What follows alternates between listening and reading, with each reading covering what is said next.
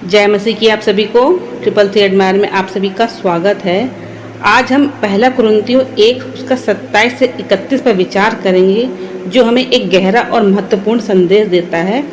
इस अंश में पौलुस हमें यह बताने का प्रयास कर रहे हैं कि परमेश्वर की बुद्धि मानव की बुद्धि से कितनी भिन्न है और वह कैसे साधारण लोगों को महान कार्यों के लिए चुनते हैं। यहाँ पे पौलुस का कहने का मतलब ये है कि परमेश्वर ने कैसे साधारण लोगों को एक महान काम के लिए चुना।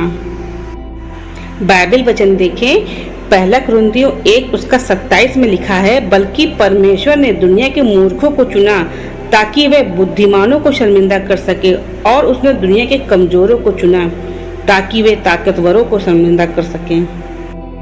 यह पद बताता है कि परमेश्वर ने संसार के मूर्खों को चुन लिया है ताकि बुद्धिमानों को लज्जित करे, और निर्बलों को चुन लिया है ताकि बलवानों को लज्जित करे।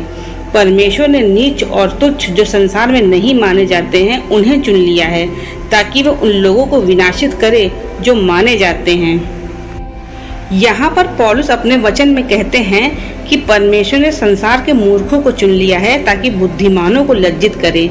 इसका मतलब यह है कि परमेश्वर ने ऐसे लोगों को चुना है जिन्हें समाज ने मूर्ख समझा ताकि वे उन लोगों को लज्जित करे जो अपने आप को बुद्धिमान मानते हैं।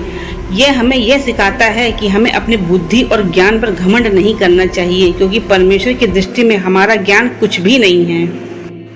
आगे पौलुस कहते हैं, परमेश्वर ने निर्बलों को चुन लिया है ताकि बलवानों को लज्जित करे। यहाँ परमेश्वर की अनोखी योजना दिखती है जिनमें वे उन लोगों को चुनते हैं जिन्हें संसार निर्बल मानता है, ताकि वे उन बलवानों को लज्जित कर सके जो अपनी शक्ति पर घमंड करते हैं।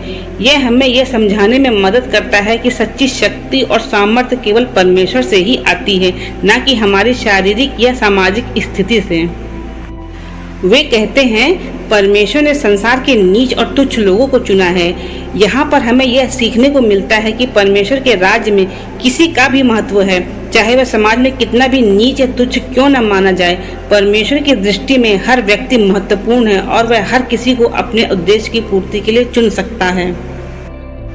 यह वचन हमें यह भी याद दिलाता है कि हमें किसी भी बात का घमंड नहीं करना चाहिए। यदि हमें किसी बात पर घमंड करना है तो वह केवल परमेश्वर के द्वारा दी गई कृपा और उसकी महिमा होनी चाहिए।